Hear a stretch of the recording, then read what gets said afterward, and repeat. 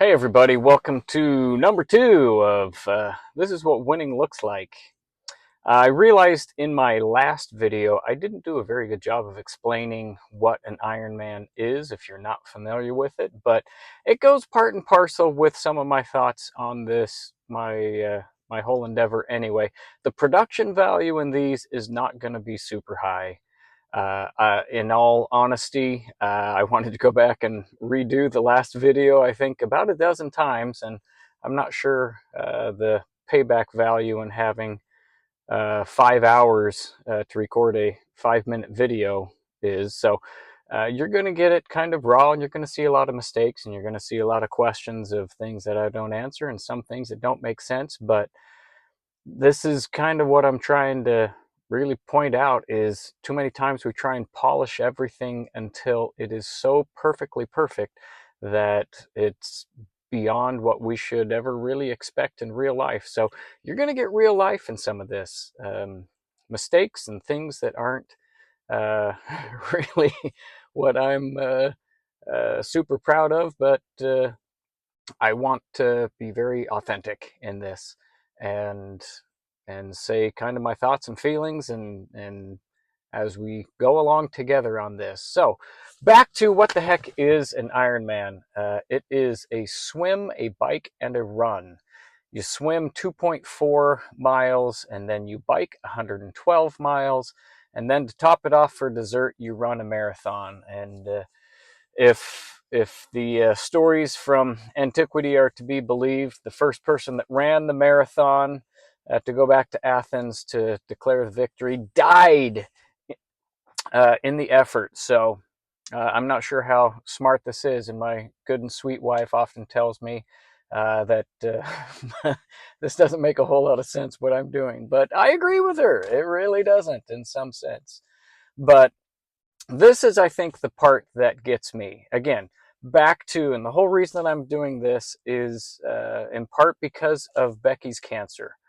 And the idea of this is what winning looks like. It is moving forward when you don't want to. And I cannot explain, having done one Ironman before, I cannot explain how many times you just want to quit.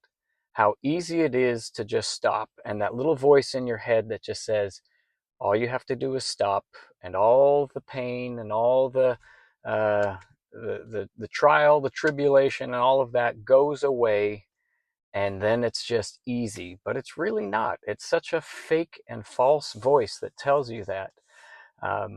And so you start out in the swim. It's early in the morning, and your adrenaline is going through the roof. You jump in the water. You're there with 10 to 12 other athletes at the same time. You all dive in, and it is chaos. You're getting hit and kicked in the water, and there's just bubbles, and you're trying to figure out where you're going because it's so different swimming in open water than it is swimming in a pool. But you get through the first 10 minutes of just chaos, and your heart is going way more than it should, and then you just have to settle down, and you just kind of settle into your race and your pace. And I think that's one of the things that I learned in my first one is that we call it a race, but it's an experience, and it's your experience. And if I am trying to race somebody else, and that instinct is so strong, uh, even if I'm just practicing in a pool, riding on the road, running, as soon as one person is next to me, I'm like, I think I can go faster than that. Oh, wait, they're going faster than me. Oh, wait, I need to go more. It builds, and it's more and more and more.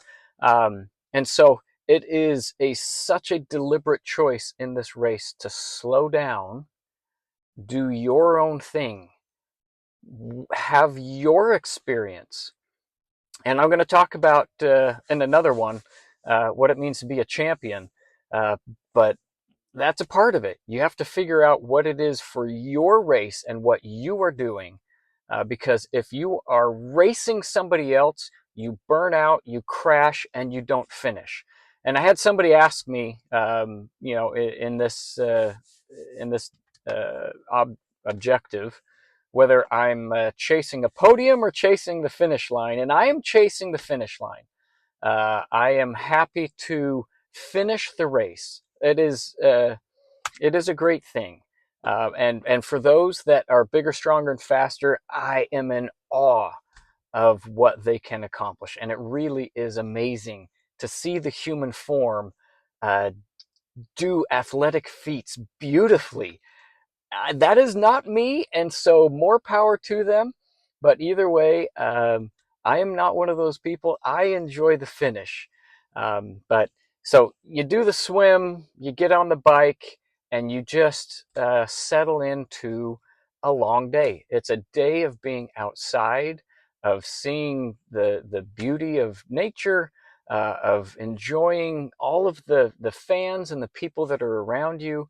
And then you get done with 112 miles, which is 6 to 7 hours on a bike for the finishers like me.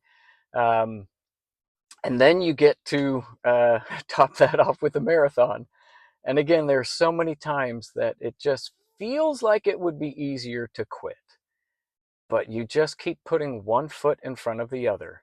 I am in awe of the people that are around me that don't look like athletes. They don't look like the people that are going to be on the front of a magazine that are like, ooh, they're so special and so awesome looking.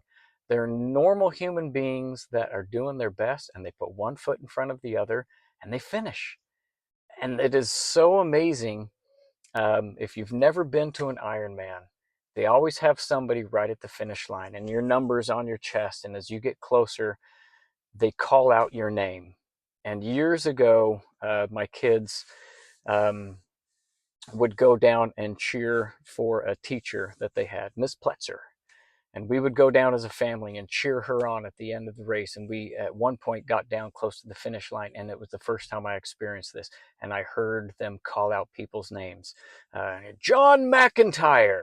And they always call out the name, and then they say, "You are an Iron Man.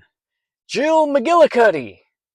You are an Iron Man." And I realized that it is such an identity thing to finish this, that for the rest of your life, no one will ever be able to take that away. Nobody asks you your time. I'm sure some people do, and I'm sure that's important to some people. But for an identity to be able to say, I am an Ironman, I finished that, I completed that, oh, it is just amazing. So, knowing again through Becky's cancer treatment over this last year that she is an Iron Woman, that she finished, no one can take that away from her, and no one knows what the future holds, and that part is still scary. But like everybody that finishes that race, um, it is a great thing, and so that's why I'm doing this again, because it is one foot in front of the other. That's what winning looks like. So put one foot in front of the other, even though everything tells you to stop some days. One foot in front of the other, and let's be a winner today.